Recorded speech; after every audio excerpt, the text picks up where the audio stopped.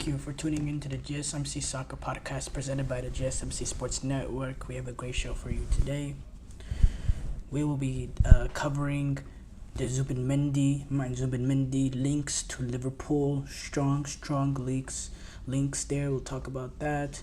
We'll talk about Bayern Leverkusen and whether or not they can retain their Bundesliga title. We'll talk about some of the top teams contending for the Bundesliga and just overall top thoughts about the Bundesliga this upcoming season.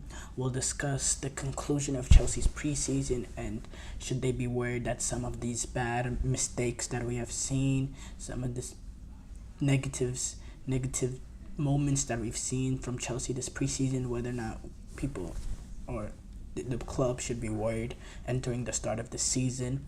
We'll discuss the men's Olympic bronze medal game preview. We'll preview that game with Egypt taking on Morocco. And then make sure you stick around for the end of the show where I'll be giving you my thoughts on some of the top soccer headlines going on in the soccer world. Before we start off, I'd like to ask that you like and follow the show. Also, we get a number of questions that come in during the show. So to ensure that your questions get read on the air, I ask that you use the tips and donations link at gsmcpodcast.net with your questions. This puts your questions at the top of the list so that I can see it, and it also really helps grow the show. So again, the link is gsmcpodcast.net.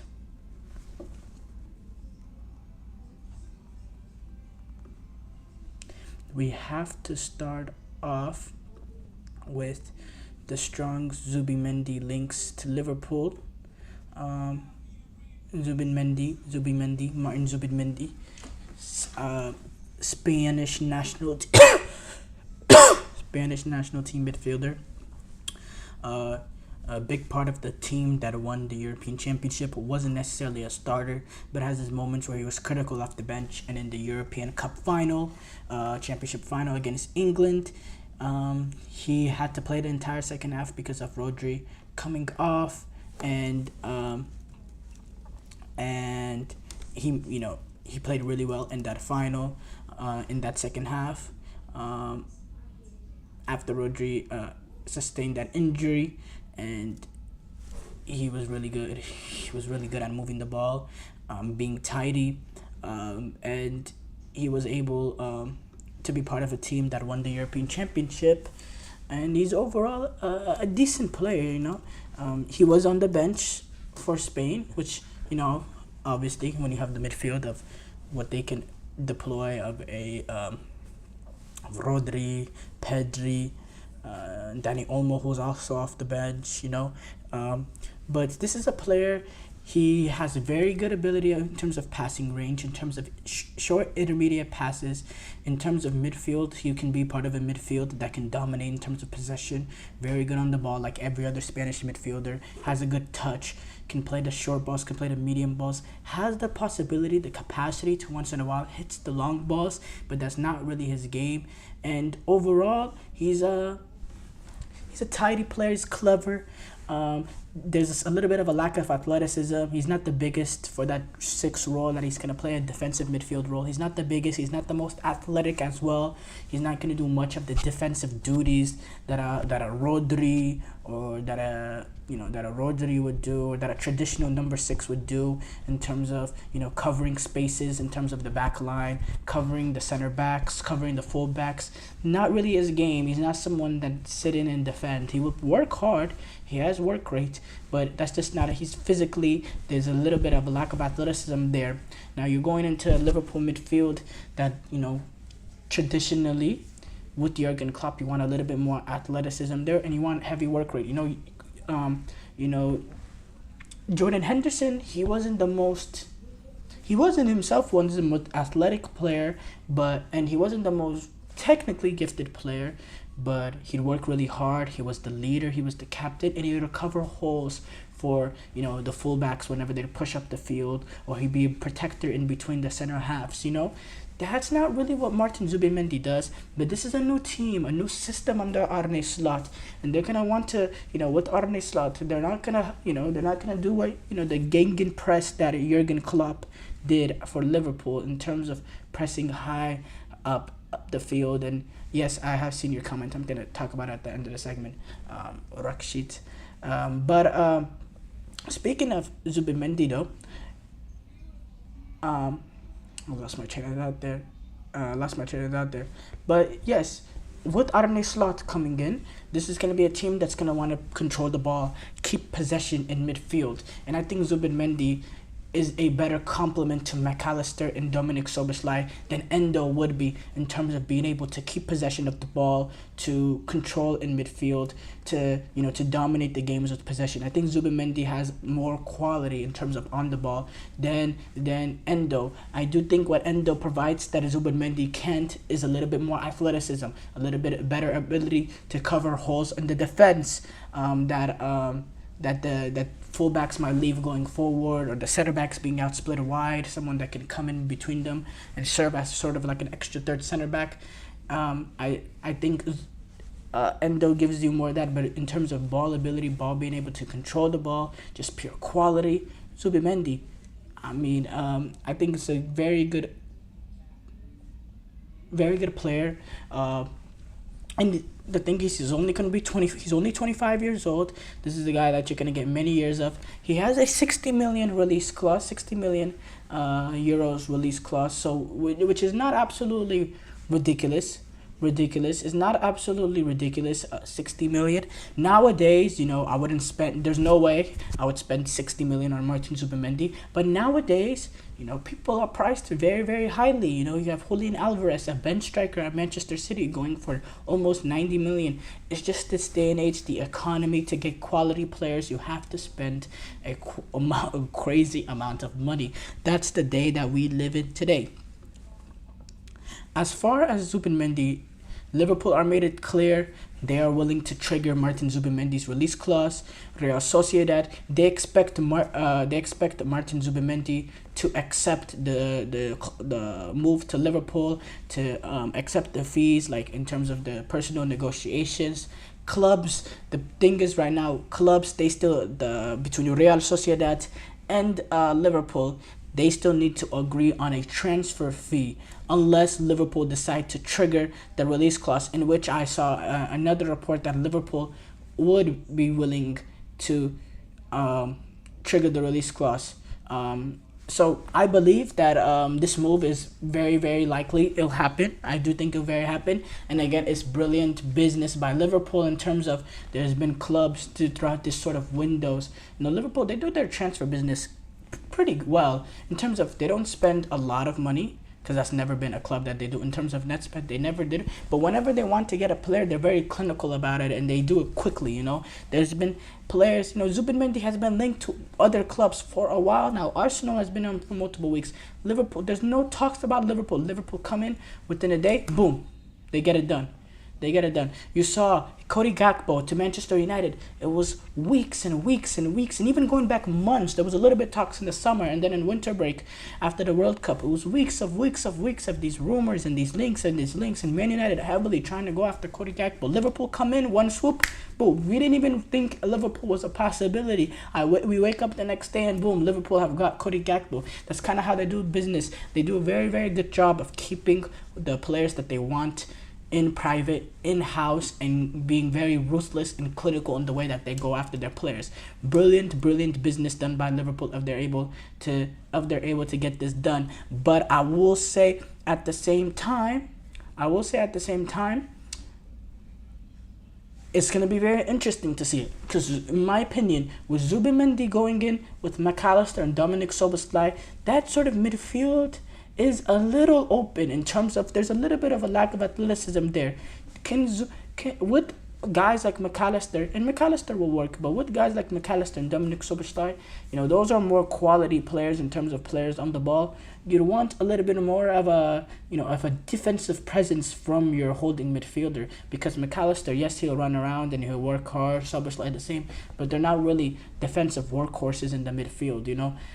You would think, you would want somebody that can do a little bit more of the defensive work. That's why Endo became a little bit valuable in that second half of the season. He was able to be that sort of backbone of that midfield.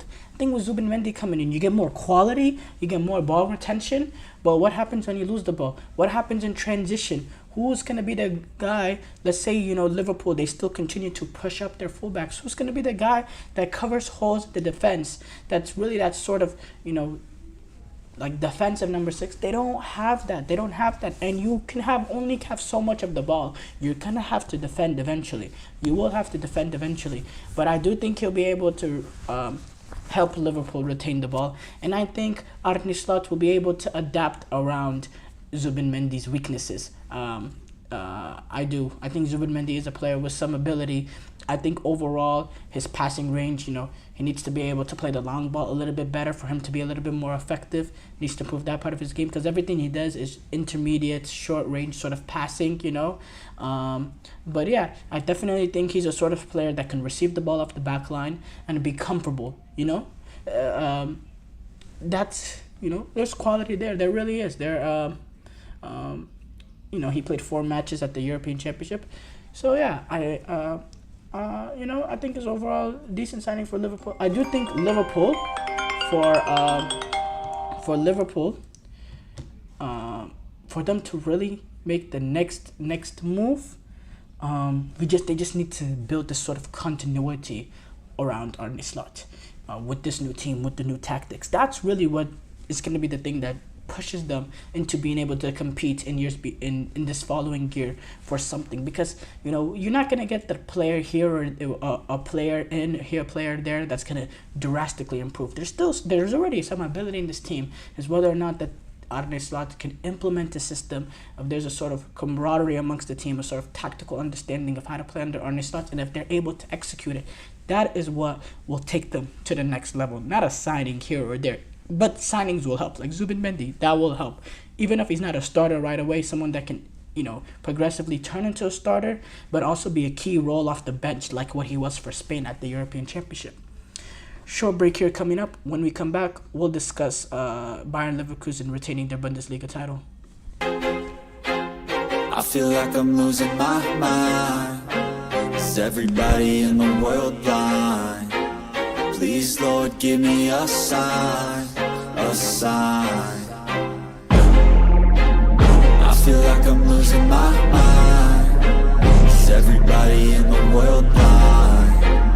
Please, Lord, give me a sign, a sign. I wanna be the greatest. Everybody on the fake shit. I look around and feel like everybody is the fakest. I make this every day and I'm impatient, hoping one day I blow up from the basement. Statement, the top is so vacant. I don't hear shit that I think is amazing. Waiting for my day when I'm playing sold out shows for 1,000 faces. Hey, give me that crown, get in my way and to be put down. It ain't your place, all this my town. If I want that shit, then I'll get it right now.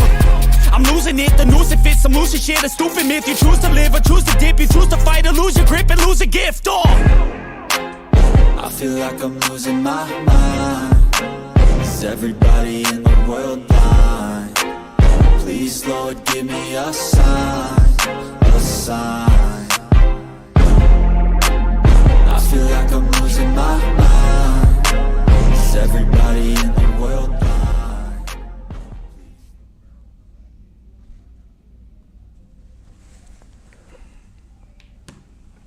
Before the break, we discussed Zubimendi and his strong links to Liverpool. We move on to talk about this upcoming Bundesliga season. So we all know, unless you were living under a rock, that Bayer Leverkusen was able to completely run away with the Bundesliga last season. Completely ran away with it. They won unbeaten. They were finished unbeaten throughout the entire Premier League, entire Bundesliga campaign, finishing with 28 wins and 6 draws, 90 points, and a 34-game season, because they don't play 38 games like the Premier League does. They play 34. So getting 90 points, finishing 28 wins and 6 draws is extremely, extremely impressive. And I think what's almost as much impressive, if not even more, is the fact that in all competitions all year, they only lost one game, and it was their second to last game of the season. It was the Europa League final against Atalanta. But they were that one game away from winning a treble. Yes, not a Champions League treble, but a Europa League treble. and finishing the whole year unbeaten. That has, that in my opinion goes down as one of the greatest seasons of all time, and probably the greatest Bundesliga team of all time. And I think there was a Bayern team that won a treble. Yeah, there's been Bayern's teams that won a treble, but to go and win it unbeaten through all your campaigns, and also go unbeaten in the DFB Pokal and the Europa League, I don't know. That's an unbelievable season, and it's unbelievable what Xabi Alonso has done. He took a team in disarray when he took over in October 2022. He was able to guide them back into a mid-table sort of positioning. Mid-table positioning. I believe they finished, or not mid-table. They finished in Europa League position. So I think they finished around sixth place. Which is a great achievement, getting them back up, because they were really low in the table. I believe, I forgot what they were, but I know they were definitely in the bottom half. They were really, really low. He was able to take them back up into sixth place, and then in the following season to achieve, in the following season to achieve what he's been able to do. Absolutely brilliant. He won the German Football Manager of the Year a couple of days ago, I believe, and he ran away with it because, well, it's not even close, honestly. And the style of play that they play is an appealing sort of style of play, and it is very enjoyable to watch. So hats off to Bayern Leverkusen, but now season is over. You don't get to cash in checks that you cashed in for last season for this season. This season, you got to cash in new checks. You got to make some more money. And Leverkusen have an opportunity for that, and being able to retain their Bundesliga title with the fact that they've kept a lot of, all their main players that were involved in last year's team. The Florian Wirtz, the Granit Xhakas. Jonathan Tah, there was rumors of him going to Bayern Munich. And there's still some rumors happening there in terms of Bayern still going after him. Currently, right now, he's still on the squad and part of Bayern Leverkusen. But I don't think it's going to happen, honestly, because if I think it was going to happen, it would have happened a few weeks ago. I don't, why, it's been a while now. It's been a while now. What's going on here and there? But I don't think Jonathan Tah, he's a good center back.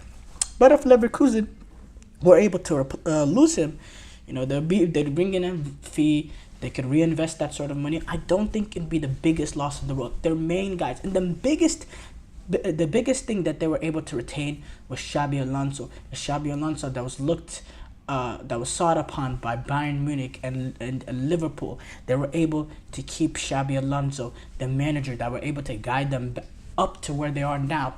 That's the big thing that they were able to accomplish this summer.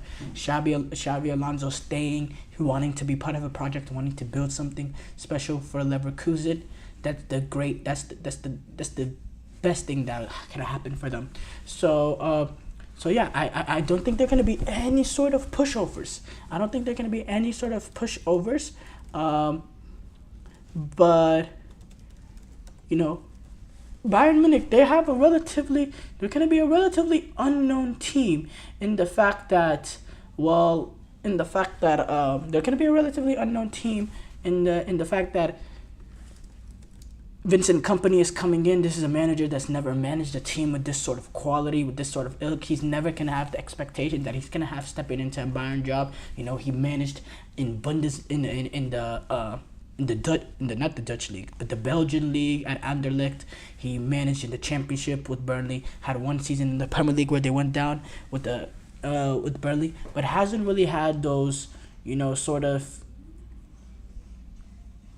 real sort of expectations. And now he's going into a team that immediately expects to win a Bundesliga title, and that'll create heavy pressure for him. And he's a new manager in terms of a young manager, new to these sort of expectations. So that's why I say it's a relatively unknown. How does he adapt to that? How do the players adapt to his sort of system? How do they take it in? This is a guy that's very similar of age in terms of some of the players in this team. When you look at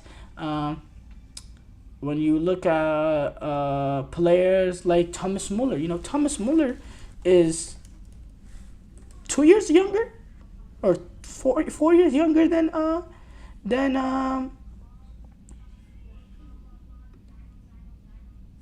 he's 4 years younger than Jurgen Klopp. I mean, not Jurgen Klopp, than Vincent Kompany. So yeah, I mean, it's gonna be very, very interesting. Now, going back to Bayern Munich, they've also had a very good transfer window, in my opinion. They brought in Michael Olise, a potential world-class talent from Crystal Palace. They brought in João Palhinha, Fulham defender, who has the ability to do a lot of the defensive work in the midfield, but also has a great passing range. And it's interesting to see what happens now with Joshua Kimmich, with João Palhinha coming in. I think this pushes João Kimmich permanently to right back now, which I think, is kind of happening already. But they were able to sign Hiroki Ito, the Japanese center half from Stuttgart.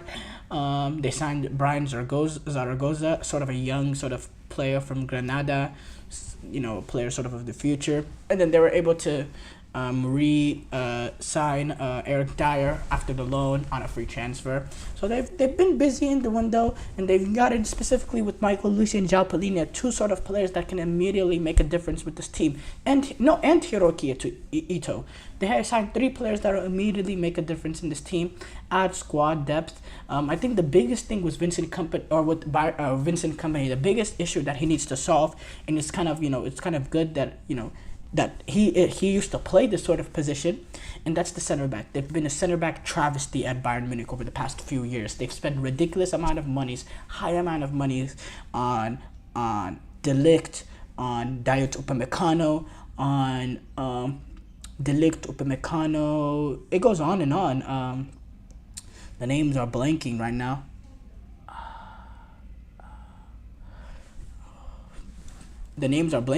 But Kim Min-jae. They've spent a ridiculous amount of money on center halves over these past few years, but they have not been able to have that partnership, that solid partnership, game in, game out, to make the difference. They have not had that partnership, despite all the money that they've invested at the center halves. They've had De Ligt, who has a lot of injury issues, never been consistent at the club. Upamecano, who's a mistake waiting to happen. Kim Min-jae, who's made mistakes this season. They need to create that sort of consistency in that center back position. There needs to be a sort of consistency. Hiroki Ito coming in, they hope that he's the answer. But Vincent Kompany, he has to develop that, and I think he will. I think he'll be able to handle that center back issue. They also have Josip Stanisic, who's a outside center back sort of player, could play center back. He's coming in from loan, had a good season at Leverkusen. So yeah, I think that's the main thing. They have some ability player. They really are the biggest contenders to Leverkusen, in my opinion, because if you have to say Leipzig. They're gonna be losing Dani Olmo, even though they retain Xavi Simons. Can they take that next step there to compete with Leverkusen? I just don't quite think so. Dortmund, they had a poor season last season. Now Nuri Sahin coming in, despite the fact that they reached the Champions League final last season. They had a poor Bundesliga campaign. Now it's Nuri Sahin coming in again, relative unknown. This is a guy that's never really managed at that sort of level. So yeah, I think Leverkusen can most definitely retain their Bundesliga title. When you look at the lack of an experience from the coaches from Borussia Dortmund and Bayern Munich, and then the rest of the teams, Stuttgart, I don't think they can make that sort of jump. Same with Leipzig. I think Leverkusen find themselves in a good spot right now because of the players that they've been able to retain and the manager that they were able to retain this summer. Short break here coming up. When we come back, we'll talk about the conclusion of Chelsea preseason and whether or not they should be worried entering the start of the season. Looking for your daily fix of sports talk without having to pay for it? GSMC Sports Network is available on YouTube. Just search GSMC Sports Network. Get your fix of daily sports talk shows on YouTube, absolutely free. NFL, college football, NBA, MLB, MMA, UFC, fantasy football, and so much more. GSMC Sports Network has shows running all day long, with new sports shows starting every 2 hours. Just like on your favorite cable sports channel, except GSMC Sports Network is absolutely free. Just search GSMC Sports Network on YouTube to catch one of your new favorite shows, like the GSMC College Football Podcast, Chip Shot Football Podcast, Hoops and Heels Women's Sports Podcast, GSMC Basketball Podcast, and so many more. Check it out for yourself. GSMC Sports Network, now available on YouTube absolutely free. Search GSMC Sports Network on YouTube right now.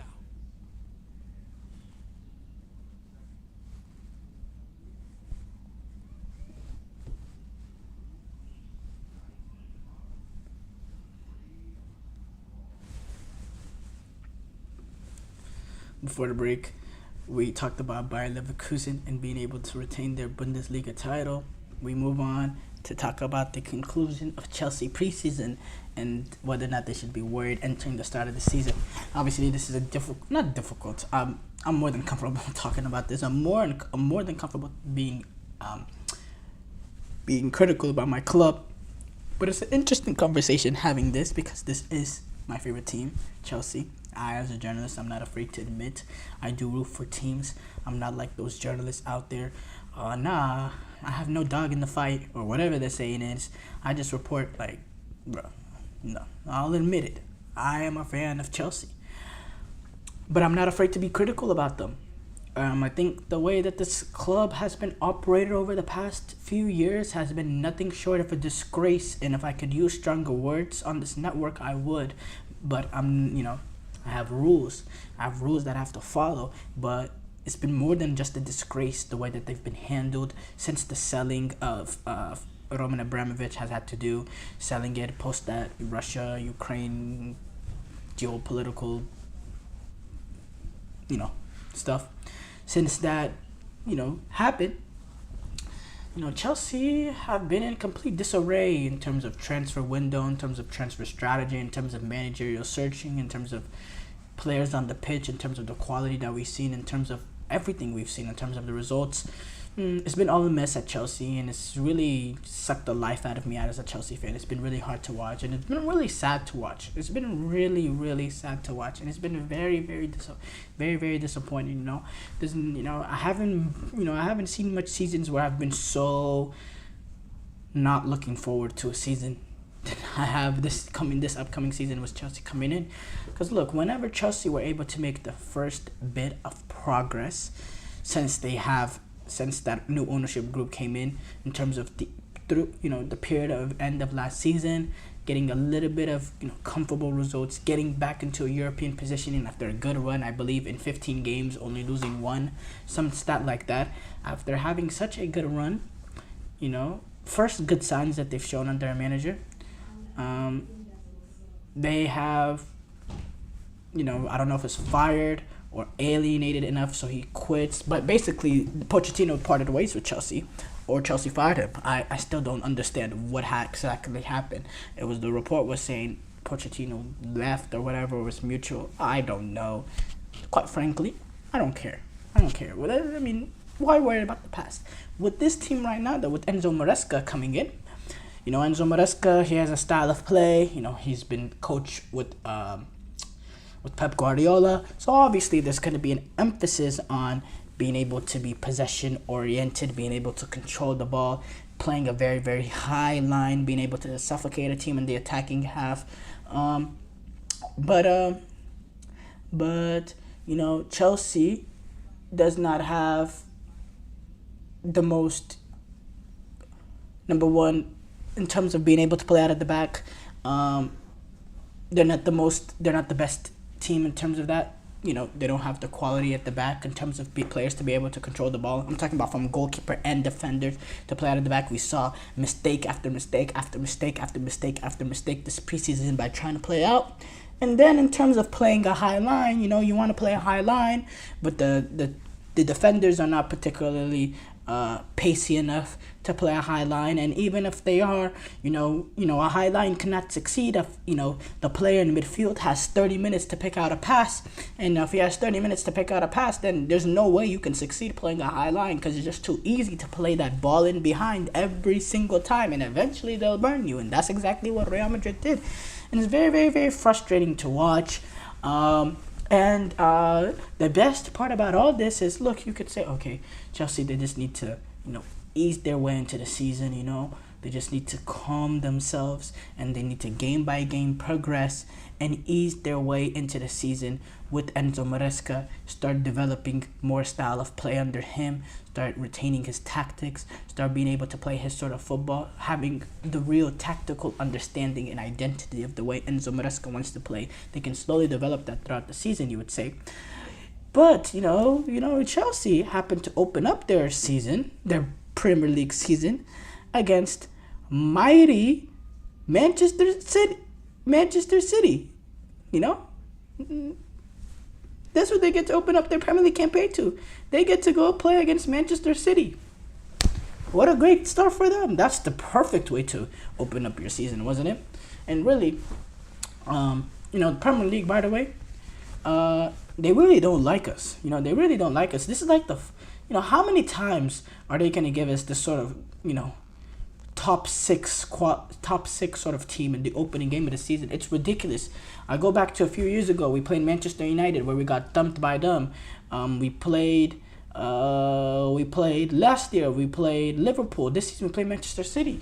What is this with giving us these ridiculously top 6 games in the opening game of the season? Save those games for spread them out. Why are you giving those sort of games in the beginning of the season? It's nonsense. And it only happens to Chelsea. What other big time, in terms of opening game of the season, what big time game have you seen besides, over the past few years that did not include Chelsea? It happens to be Chelsea happens to play those big top 6 teams in the opening game of the season every single time. This time around, they start off against Manchester City, and look, and I don't care if the game is at Stamford Bridge. You see how we've been trying to play, and obviously it's gonna, you're gonna make mistakes. You gotta get the mistakes out, and you gotta ease your way. I remember Unai Emery at Arsenal. He wanted to play a specific way, and they made so many mistakes trying to play out, and they looked very dysfunctional. But he stayed with it. We saw, that's what managers too. Top class managers, they don't try to switch to plan B. They try to make plan A better. And Chelsea, if they want to do that, they want to be very, very open in terms of possession, wanting to dominate possession, want to press up as soon as they lose the ball, want to play very, very high line, and want to play out of the back. With this current set of Chelsea players, they are not ready to play that against the big teams. So if they open up their season against Manchester City and they play that really, really high line, and, you allow yourself to, get pressed when you try to play out of the back and get pressed by these City players, these ferocious City players. And if you allow, De Bruyne to have 60, 70, 75, 80, 90, 100 minutes on the ball, unlimited time on the ball to pick out, the likes of Haaland and Doku, and those players going in behind this Chelsea's back line, Manchester City will win that game by 48. It'll be 48-0. I mean, it'll be a complete domination. I'm just being for real. Manchester City will love the opportunity to play Chelsea in the opening game of the season. The way that they've played in preseason, the mistakes in terms of playing out the back, the mistakes in terms of defending with the high line, the overall just lackluster display. And yes, preseason doesn't mean anything, but still, if they do that, But I think in terms of the opening game, forget about it. It's going to be a wash. Chelsea are not going to win. No chance. But I think Chelsea have a chance to really develop this sort of identity under Enzo Maresca. If he's able, he's going to take a lot of criticism early. Let's be honest. He's going to take a lot of criticism early because it's going to take time for these Chelsea players to adapt. They always take time to adapt to a new manager, and it seems like with this current set of Chelsea players, it's going to take even more time because look at the way that they adapted to Mauricio Pochettino. This is a team that doesn't really pick up new bits of information quickly. And has a lack of experience, have a lack of leadership there. So it's going to take time for them, but I do think they can be a deadly outfit. I do think they can be a threatening team. I do think they can, contend for top 4. I don't think it's all negative with Chelsea. I do think there's some sort of players in there that if they're able to progress, like, some of these big time signings, they really need to make their money's worth in terms of Chelsea need to make their money's worth out of some of these big time signings. Specifically, Enzo Fernandez, Moises Caicedo, Mikhailo Mudryk. I'm trying to think. Those are the 3 big ones. These are all $100 million plus sort of players.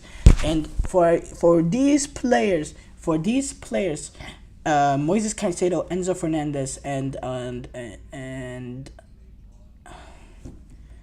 Mikhailo Mudryk, for these players to be worth it, the amount of money Chelsea have to spend, they all need to develop into being world-class players. And if these players do develop into world-class players, it completely changed the way in terms of how Chelsea play football. It completely changed the way in terms of how teams go in facing Chelsea, the fear factor. It completely changes everything. The players that were, the investment put in this team, the amount of money spent specifically on those 3 players needs to pay off for Chelsea to really be the team that they're trying to be. That's the biggest thing as well. Short break here coming up. When we come back, we'll discuss the men's Olympic soccer bronze medal game preview.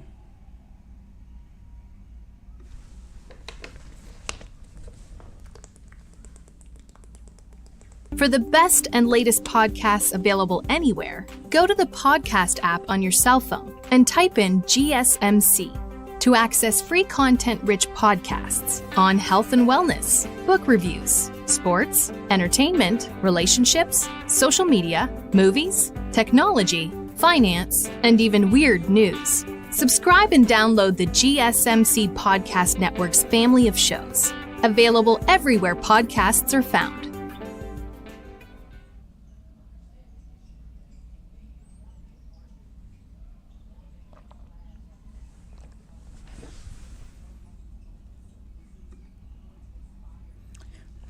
Before the break, we talked about the conclusion of Chelsea's preseason and whether or not they should be worried entering the start of the season. We move on to talk about the men's Olympic bronze medal game. These are the 2 teams that lost the semifinal, and usually with these sort of third place sort of matches, they tend to not have huge significance. I'm talking specifically, the European Championship, they don't have one. Copa America, they don't have one. They don't have third place game. But I'm talking about the World Cup third place games. They don't typically happen to have the most, in terms of most interest amongst fans, and they're kind of just played for just to be played. But it's a little bit different with the Olympic Games in terms of men's soccer, or even women's soccer with the bronze medal game, because the bronze medal is a big thing. Everyone, it's an Olympic event. Winning the bronze medal, it's a huge significance in terms of Olympians. It goes into the medal count in terms of the nation, and bronze medal, it means something. It signifies something. You get on the podium, you get to hear your national anthem being played amongst the top 3 teams. It means something to win a bronze medal. You go home with the medal. You go home with the Olympic medal. You're an Olympic medalist, a bronze medalist. So there's significance there. And then there's also significance with Morocco and Egypt. Number 1, these are 2 teams that are both vying for their first medal at the men's soccer Olympic Games. These are 2 teams that have never medaled at the Olympic Games. In fact, these are both of them. They're going to be their top finishes no matter what, no matter who wins this game. This will be their top finish ever at a men's soccer Olympic Games. So there's that in that fact that they want to be the first. They want to earn their first medal for their country, and it'll be huge for the development in terms of what Morocco has been able to develop into a football nation over the past few years, or Egypt on the other hand, that are trying to start something special as well, that see what Morocco has been able to do and want to replicate that sort of success on their own. That's going to be a big factor too, winning this bronze medal game. Another thing is huge rivalry amongst these 2 teams in terms of these North African nations. huge rivalry there, huge spirit there, sort of a derby, sort of an international derby, one of the best African derbies. It's not quite like Egypt, Algeria, which could get really, really, really rough. It is a really amazing derby, but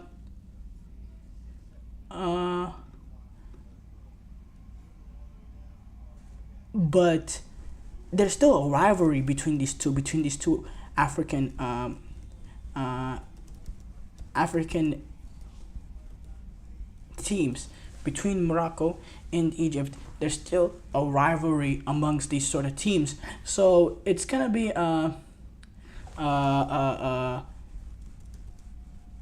interesting. It's gonna be interesting to see how this game played out. There's a lot of youth ability between the two teams, with the best U23 sides, mostly the best. And then you also have the experience of players like Akraf Hakimi and Mohamed El Nene, which makes it even more, which will make the game just that a little bit more interesting, So, and it's really great to have two African nations fighting in the third place game. It really shows the sort of the rise of African football, the ability of African football. You're seeing these sort of, you're seeing African teams in the past, they've kind of focused all their attention on the first team and really neglect the development aspect, because that's how you make the best national team and develop the best players from your country, is when you focus on the youth, you implement the tactical understanding and good ability in terms of being able to play tight spaces and all that.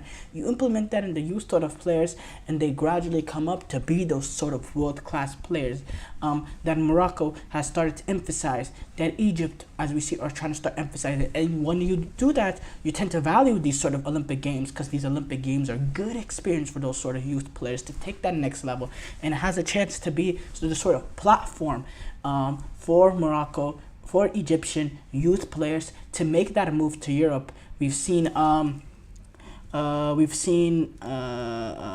believe it was Adli from Egypt. He's had a very good tournament. He could put on a he's put on a good showing for himself, for his resume. So it's great. The two wingers from Morocco, I don't know exactly their name, but they've been brilliant in this tournament. They've put this on their resume. And despite both these teams seeing their gold medal hopes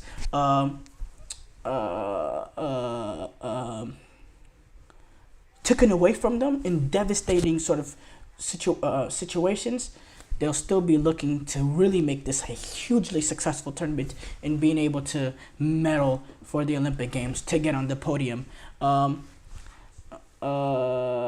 Egypt and Morocco have had similar journeys. They both progressed as group winners. They both had disappointing games. Egypt did in their opening game against Dominican Republic. Morocco did in their second game against Ukraine, despite dominating, losing that game. But in general, they've been really successful in this tournament. Egypt, they were able to go on after this disappointing opening game, and they were able to get some great wins against Spain. They played Spain in their final game. I believe that they played. Who did they play in their second game?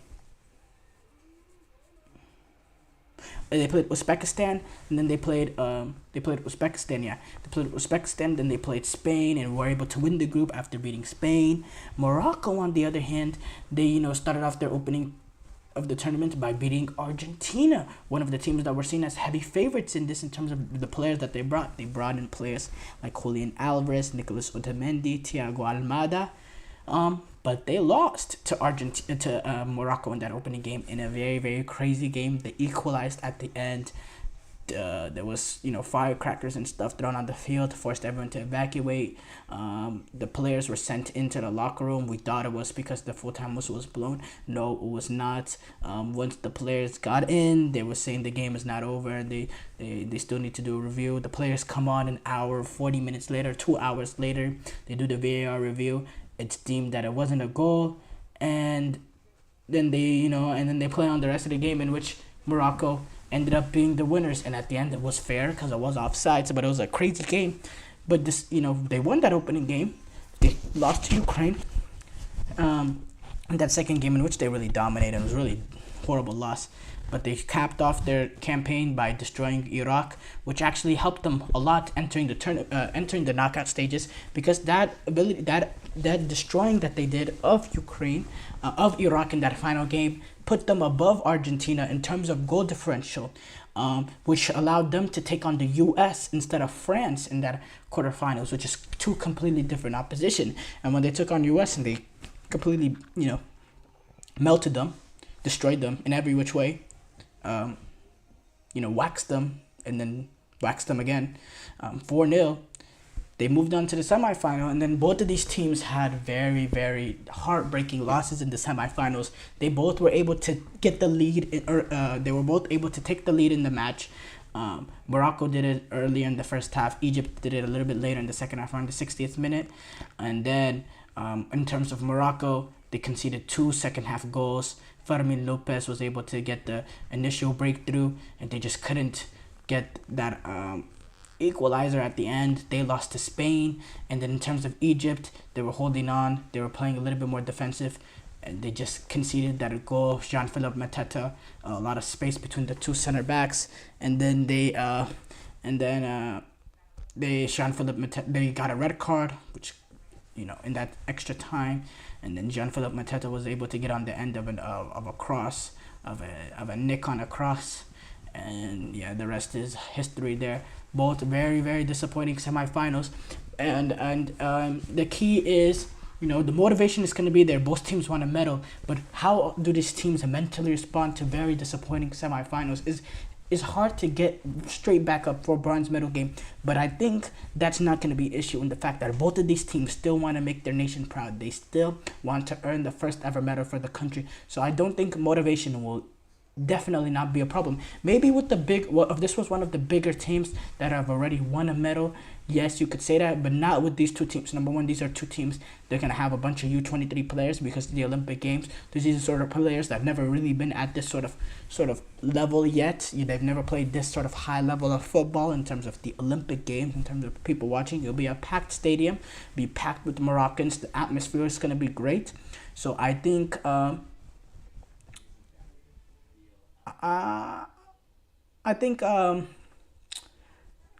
you cannot underestimate this bronze medal game. I think it's going to be very, very fascinating.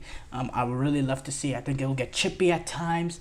I think it will be aggressive. I think the rivalry is going to show.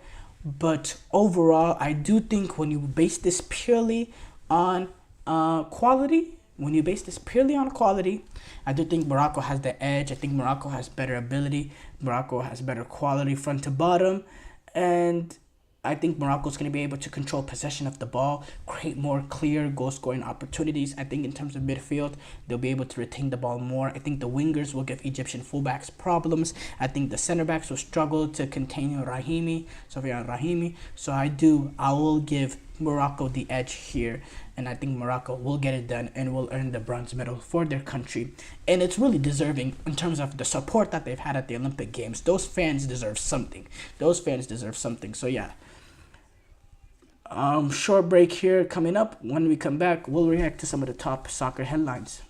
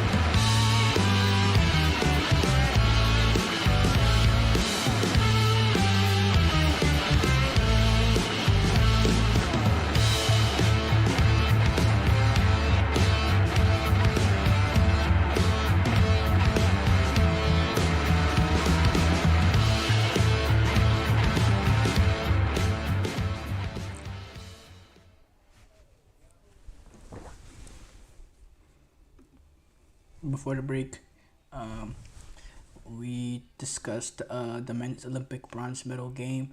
We move on to discuss some of the top soccer headlines going on in the soccer world. We gotta start off with Chelsea. It seems like they have been linked with Samu Omorodion, and it's it's very like it's happening. We saw Fabrizio Romano saying, "Here we go." It's around 35 million euros fixed fee from Atletico Madrid. Samuel Omorodion, he's actually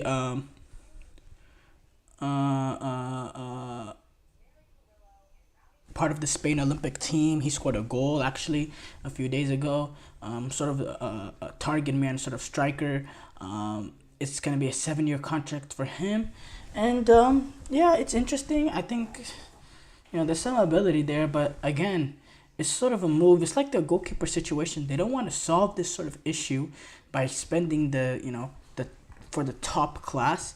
So they're getting these sort of pieces. It's another similar signing in terms of Nicholas Jackson, not in terms of style, but in terms of, and not in terms of like the way that they play, but in terms of the level, in terms of how it feels. That sort of $30 million area. It's like signing Philip Gordon as a goalkeeper after signing Robert Sanchez. You're signing a bunch of these pieces, right? But you're not getting the main man at top, and I don't know. I don't understand this. Maybe they're expecting Samuel Oromodian to really be that sort of next big thing, but I don't know. I don't see that right now. In my opinion, I don't see that right now. And if Atletico saw it, I would definitely don't think they'd let him go, and they would not let him go for this cheap. He is 20 years old, so there's potential there, but I don't know. He scored 8 goals this season, which is it's good. He's look, Omar Dion, he has the size and physicality and sort of physical nature to be a number 9 in the Premier League. He could be that sort of target man, and he's also has some technical ability, and he's fast, and he's physical, and he's tall, and he has some technical ability, but he's a sort of player that has not had enough seasons in the first season on the first team, and I don't know. I think he's a project, but I think Chelsea,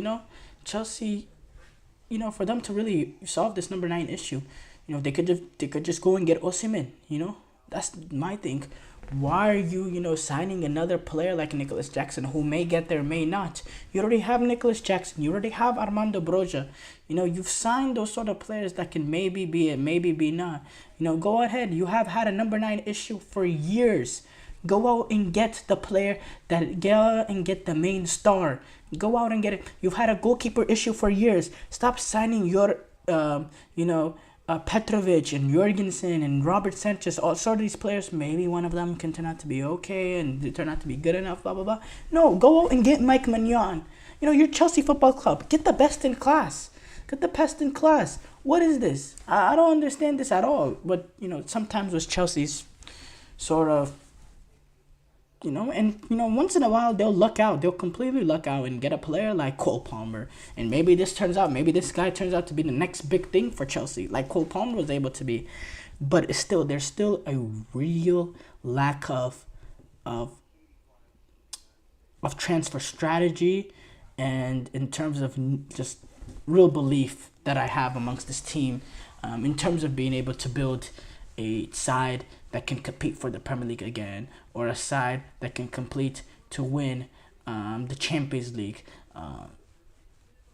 I don't really see that. And it's sad.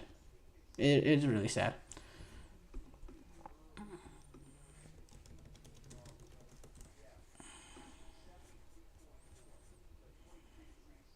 Marco Reus, he's going to sign with LA Galaxy on a free transfer.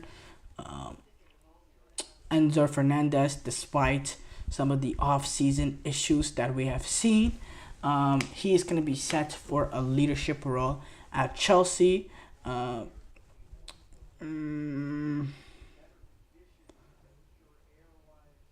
Chelsea are still trying to find ways to get rid of Romelu Lukaku.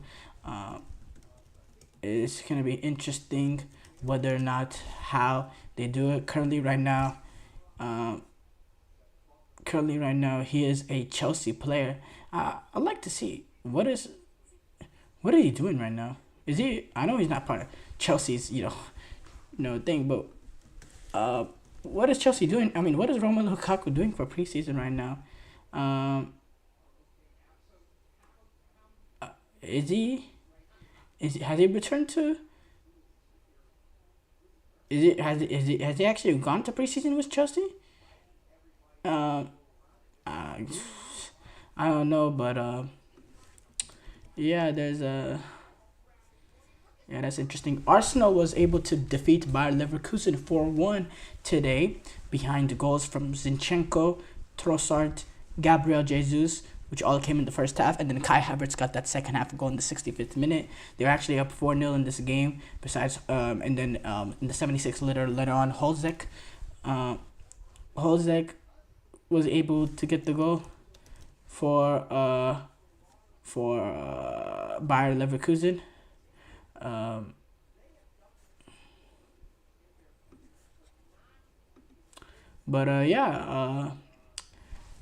Gabriel Jesus, one of the goals was really a sublime goal, and Arsenal, they've had not the biggest, most brilliant start in terms of preseason, but they've been able to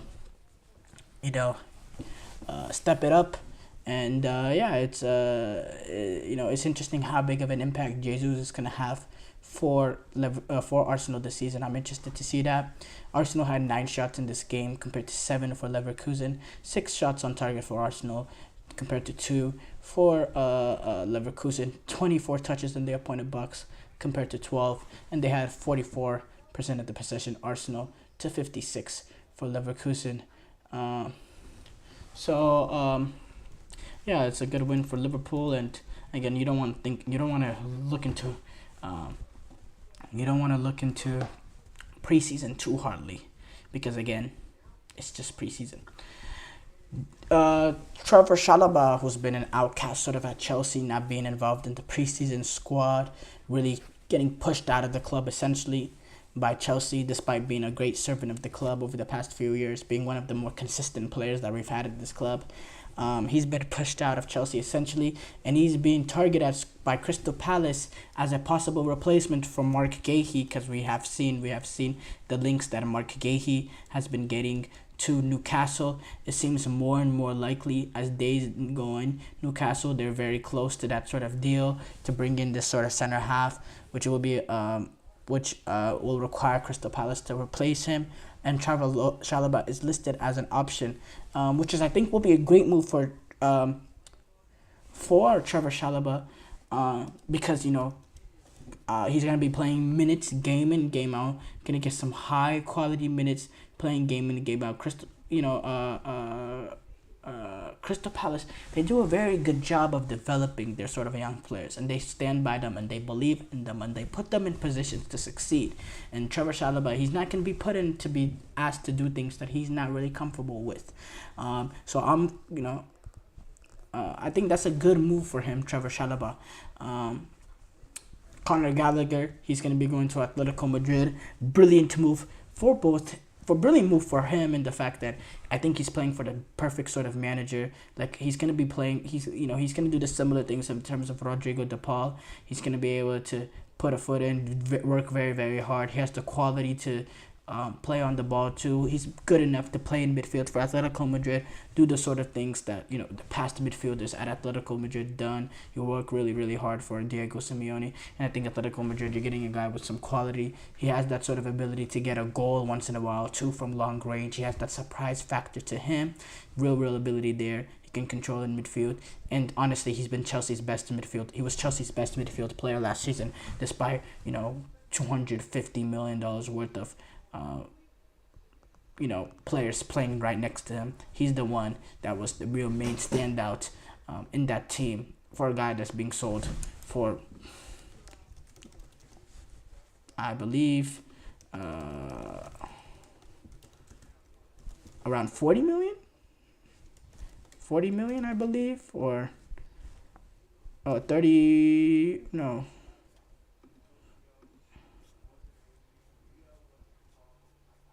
Yeah, around 40 million or so. So, yeah, it's great for both teams. Thank you for tuning in to the GSMC Soccer Podcast presented by the GSMC Sports Network. Your support means a lot to us. So please remember to subscribe to the show and leave a positive review. It really does make a difference. We also invite you to follow us on Facebook, Twitter, TikTok, and Instagram for more content and updates. Thank you once again and have a wonderful, wonderful day.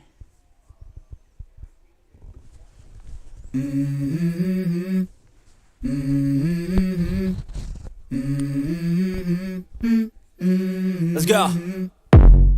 I wake up to a little bit of